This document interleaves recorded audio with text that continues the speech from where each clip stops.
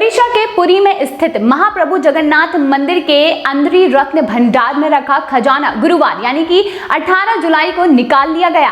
पुरी के महाराजा गजपति दिव्य सिंह देव चतुर्थ की उपस्थिति में कमेटी के 11 सदस्य मौजूद थे और ये कमेटी राज्य सरकार द्वारा गठित की गई थी। यहाँ पर 7 अलमारियां और संदूकें पाई गई। इनमें हीरे, जवाहरात और सोने भी देखने को मिले। यहाँ पर मोटे कांच की 3 लोहे की एक 6.50 फुट ऊंची और एक 4 फुट चौड़ी अलमारी मिली है। इसके अलावा 3 फीट ऊंचे और 4 फीट चौड़े लकड़ी के 2 संदूक और एक लोहे का संदूक मिला था। सभी के अंदर कई सारे बॉक्स रखे हुए थे जिनमें सोना रखा गया था। इन सभी बॉक्स से खजाने को निकालकर महाप्रभु के शयन कक्ष में रख दिया गया है। इसमें लगभग 7 घंटे लग गए। इससे पहले 14 जुलाई को 46 साल बाद रत्न भंडार को खोला गया। बाहरी रत्न भंडार में 6 संदूक मिले थे। इन संदूकों में 95,325 किलोग्राम सोना और 19,480 किलोग्राम चांदी मिली थी। इन सभी को यहां से निकाल करके स्ट्रॉन्ग रूम में शिफ्ट कर दिया गया था। रविवार यानी कि 14 जुलाई को भीतरी रत्न भंडार को खोला गया था, लेकिन यहाँ पर घुप, अंधेरा और मकड़ी के जाले आदि लगे हुए थे। काफी संख्या में चमगादड़ भी निकली। अंधेरा और गंदगी को देखते हुए समिति ने 4 दिन बाद खोलने का निर्णय लिया था। इसके बाद इसे 18 जुलाई 2024 को सुबह 9:15 पर खोला गया। यहाँ से 50,006 किलोग्राम सोना और 134,050 किलोग्राम चांदी मिली है। रिपोर्ट के मुताबिक ये बताया गया कि यहाँ पर सोने चांदी के 12 बॉक्स मिले हैं। उनकी कुल कीमत 100 करोड़ रुपए से काफी अधिक बताई जा रही है। गजपति महाराज दिव्य सिंह देव ने ये बताया कि भंडार घर में ताला लगाकर चाबी सरकारी ट्रेजरी में दे दी गई है। बाहरी और भीतरी रत्न भंडार का सारा कीमती सामान भगवान जगन्नाथ के शयन कक्ष में है। दोनों भंडार ASI को सौंप दिए जाएंगे। वो दीवारों की लेजर स्कैनिंग करके इनकी मरम्मत का खाका तैयार करेगी। सोना और आभूषणों की लिस्टिंग और ऑडिट पर अभी फैसला नहीं हुआ है।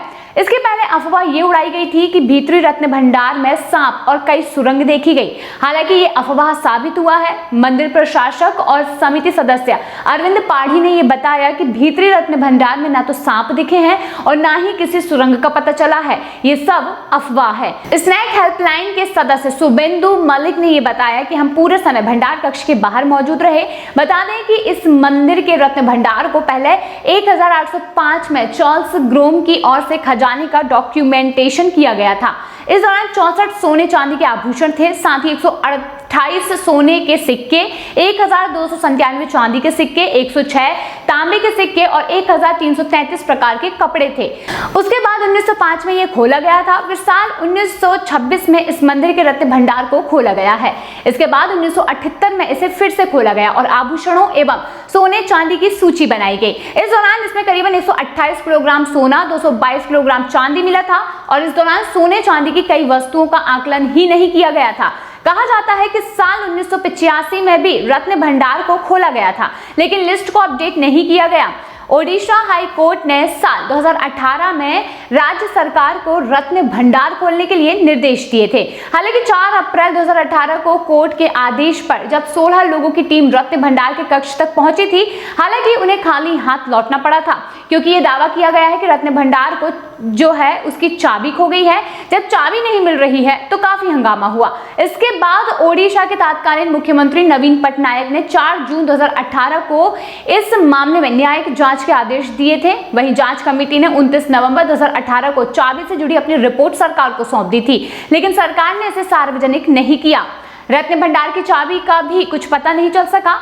बता दें कि रत्न भंडार में 2 कमरे हैं, एक बाहरी और एक आंतरिक कमरा है। बाहरी कमरे की 3 चाबियां थी, जिनमें से एक गजपति महाराज, दूसरी मंदिर प्रशासन और तीसरी एक सेवक को सौंप दी गई थी। वहीं आंतरिक कमरे की एक चाबी गायब थी। दरअसल आंतरिक रत्न भंडार खोलने के लिए गठित कमेटी के अध्यक्ष सेवानिवृत्त न्यायमूर्ति विश्वनाथ रथ ने गजपति महाराज दिव्य सिंह देव के अनुरोध के सामने उनसे अनुरोध किया था कि वे रत्न भंडार में उपस्थित रहकर प्रक्रिया की निगरानी करें।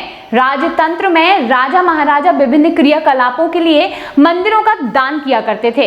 आम जनता और धनाढ्य लोग भी मंदिर में दान दिया करते थे और अभी भी दान देते हैं।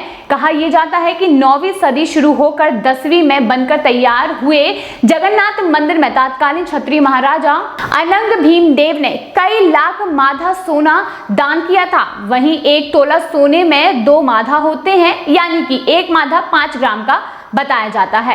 इस हिसाब से महाराजा ने करीब 5 किलोग्राम सोना मंदिर को दान किया था। इसके अलावा भी कई क्षत्रिय शासकों ने भगवान जगन्नाथ को सोना एवं बहुमूल्य रत्न अर्पित किया था। वहीं 15वीं सदी में सूर्यवंशी क्षत्रिय महाराजा कपिलेंद्र देव ने मंदिर में सोना, चांदी और कई कीमती हीरे आदि दान किए थे।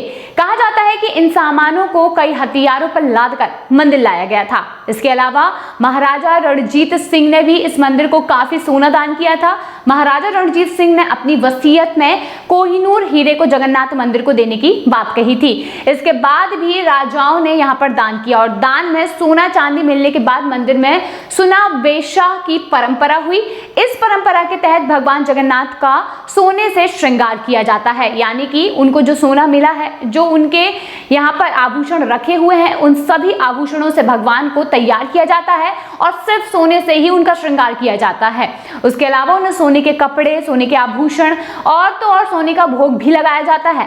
इस तरीके से भगवान जगन्नाथ यानी कि ओडिशा के पुरी में स्थित भगवान जगन्नाथ के मंदिर में जो रत्न भंडार है वो देखकर लोगों की आंखें फटी की फटी रह गई। आप भी इस रत्न भंडार को देखिए और ये अंदाजा लगाइए कि किस तरीके से भगवान जगन्नाथ को लोगों ने खजाना अर्पित किया था।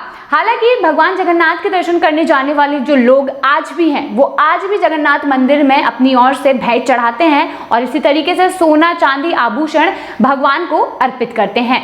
तो दोस्तों, अगर आपने भी आभूषणों की ये पिक्चर देखी है तो आपको क्या लगता है, कमेंट सेक्शन में जरूर बताइए।